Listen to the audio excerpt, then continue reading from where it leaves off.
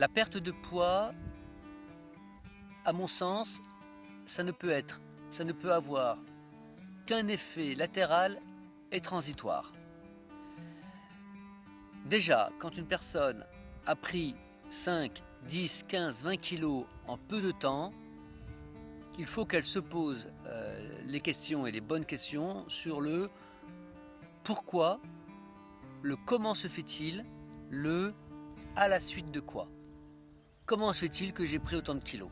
Et si elle arrive à identifier, soit elle-même, soit accompagnée d'une personne, les causes de cette prise de poids, c'est déjà énorme.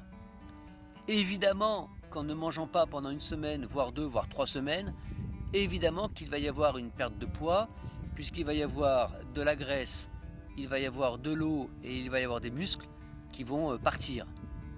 Bien évidemment, il y aura une perte de poids. En général, on perd entre 5 à 7% de son poids sur une semaine. Et quand une personne sur une semaine est à 10% de son poids, c'est beaucoup, il vaut mieux arrêter le jeûne à ce moment-là. C'est rare, c'est plutôt rare. Et toute la question va être comment ne pas reprendre son poids après un jeûne.